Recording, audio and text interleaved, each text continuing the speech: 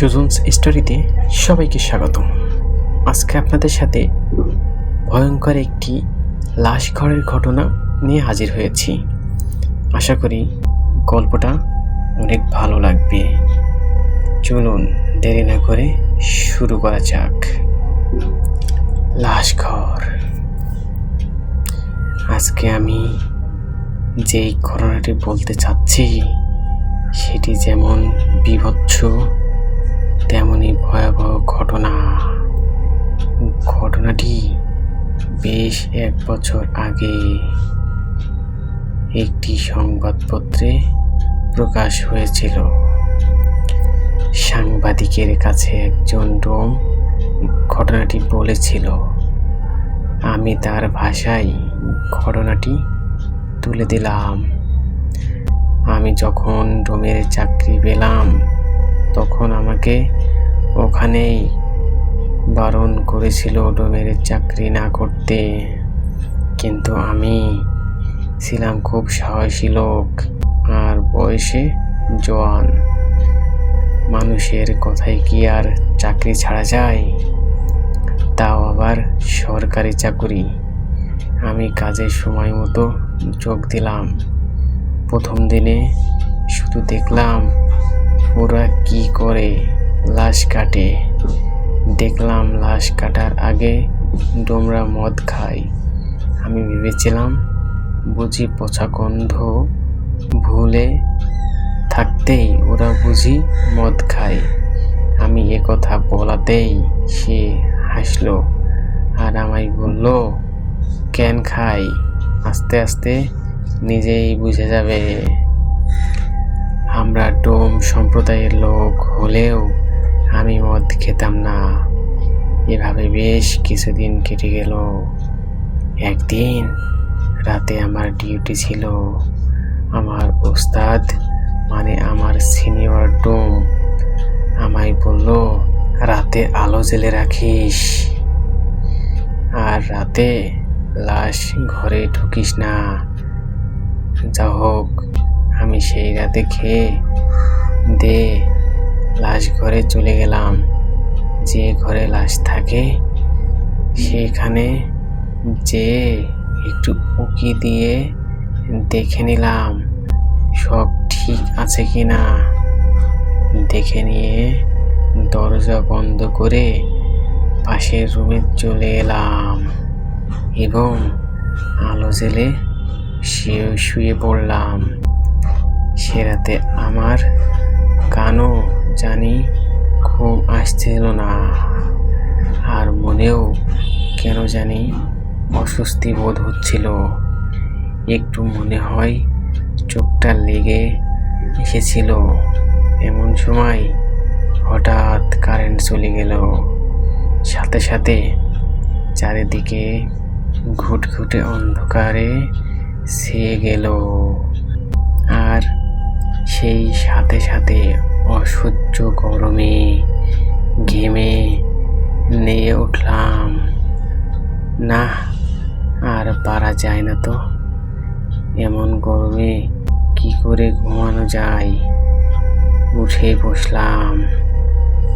কেন যে একটা পাকা আনলাম না ভেবে নিজের উপরেই ভীষণ রাগ হচ্ছিল। উঠে বসলাম। এমন সময় মনে হলো লাশ ঘরে কিসের যেন শব্দ হচ্ছে। ব্যাপারটা কি? কোনো শিয়াল কুকুর কি লাশ ঘরে আগলা জানালার ভিতর দিয়ে লাশ খাওয়ার জন্য ঢুকে পড়লো? এই ভেবে আমি অন্ধকারের মধ্যে হাতড়ে হাতড়ে আন্দাজে লাশ ঘরের দরজা খুললাম আর দেখলাম লাশ ঘরের জানালার কাছ দিয়ে চাঁদের আলোয় ঘরটা আবছায়া আলোয় ভরে আছে। আমার মনে পড়ে গেল আজ একটি ফাঁসি নেওয়া 3 দিন আগের মরা ফুলে ওঠা বীভৎস এক মেয়ের লাশের কথা, যে তার স্বামীর সাথে ঝগড়া করে আত্মহত্যা করে। তার চেহারা এতই বীভৎস হয়ে গেছিল যে আমরা পর্যন্ত শিউরে উঠেছিলাম দেখে। কোমর পর্যন্ত কোকড়া চুল তার ছড়িয়ে আছে মাথার চারপাশে, আর চোখ দুটি যেন কোঠর ছেড়ে বাইরে বেরিয়ে আছে, আর তার লাল জিহ্বাটা আধ বেরিয়ে আসে। সেই সাথে দুই হাত দুটি উঁচু হয়ে আছে, যেন সেই ভয়াবহ লাশটা কারো গলা টিপে ধরবে এখনই। যে আমি কোনোদিন ভয় কি বলে জানতাম না, আর মদ খাওয়া ছাড়াই লাশ কাটতাম। আবলিয়াই সে আমার মনে হলো আমার বুকের হৃৎপিণ্ড যেন আমার গলার উপরে উঠে আসছে। আমি দেখলাম সে জানালার কাছে দাঁড়িয়ে আছে পিছন ফিরে। তার কোমর পর্যন্ত চুল তার সাদা কাপড়ের উপরে পিঠের উপরে ছড়িয়ে আছে। আমার আওয়াজ পেয়ে সে আস্তে আস্তে পিছন ফিরে দাঁড়ালো, আর তার সেই ভয়াল চোখ দিয়ে আমার দিকে তাকালো। হাত দুটি উঁচু করে তুলে ধীরে ধীরে আমার দিকে আসতে লাগলো, থপ থপ করে। আর প্রতি পদক্ষেপের সঙ্গে তার সেই আধ বেরিয়ে আসা জিভ দিয়ে টপ টপ করে রক্ত ঝরে পড়তে লাগলো। এই বীভৎস দৃশ্য একলা লাশ ঘরে আমাকে ভয়ে অবাস করে ফেলল। আমি যে ভয়ে চিৎকার করব কেন জানি তা করতে পারছিলাম না। দৌড়ে পালাবো, কিন্তু পা যেন অবাস হয়ে গেছে। সে একদিকে সামনে আমার দিকে এগিয়ে যাচ্ছে, সে এদিকে সামনে আমার দিকে এগিয়ে যাচ্ছে। আজ বুঝি আমার আর নিস্তার নেই।